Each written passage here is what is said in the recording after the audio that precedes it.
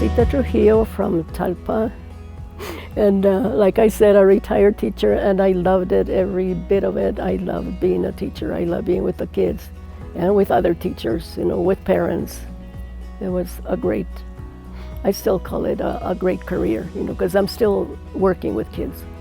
So to me, it's ongoing, it doesn't stop. So, and now, before all this happened, I did have a sewing class and a ceramic class on Saturdays. I love to sew. Anything, quilts, aprons, pot holders, clothing, masks, anything. So, in fact, my dining room is no dining room anymore. It's my sewing room. So, I have made tote bags. I made jackets. I have my Lady of Guadalupe in my back. And this is one of the designs that I have. With these two other women, we made 90 and we gave them to the share table because they come to Talpa to get their food. And I don't talk about this very often, but it helps me to talk about it. I did lose an older son 24 years ago, and that was the worst challenge I've ever had. But like I said, I had my family, I had my priest, I had, people that were there for me. A lot of times, people would visit, and not necessarily that we'd talk about anything, but they were just there for me. When it happened, the accident happened in Albuquerque, and I felt like mad. I was mad at God for doing this. So I did tell Father that I didn't know when I would go back to church. I didn't go back for a whole year. And he said, I will be praying for you, and you will know when you come back. And so that's what it was, I just needed that time to myself.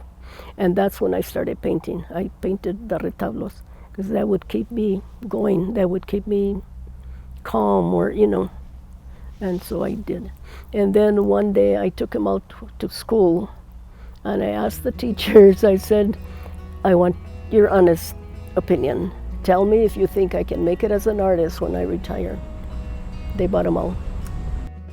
I pray in the morning, I pray in the evening, I pray for everybody. I actually ask God for help. I mean, we can't do anything without him, so we have to ask. And of course, if we don't ask, we're not gonna get anything.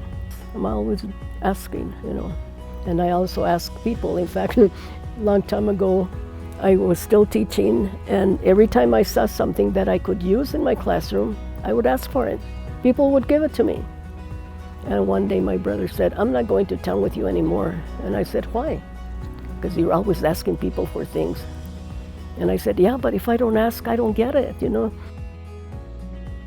Well, when I was a senior in high school, I did ask my father, am I going to go to college, because tomorrow is college day? And he said, that's not the question. The question is, what college are you going to? So I knew I was going.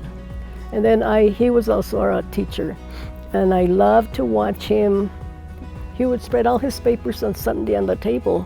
Little did I know that he was grading papers, but it looked fun. It looked like fun, I did go to college. I got my master's right away.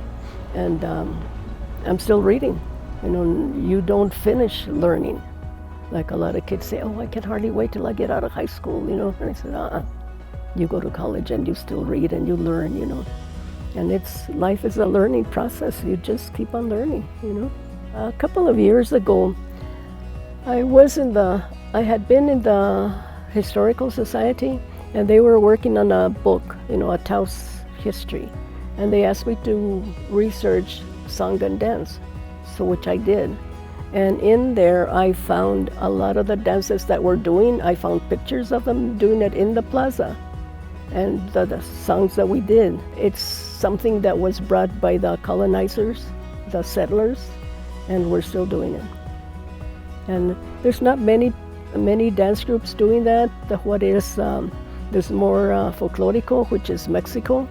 But I want to stick with this one, I just want to be sure that what we have and that what we had before, we still have, and that we can impart it to the future generations, that it keeps on going, that it doesn't just stop there.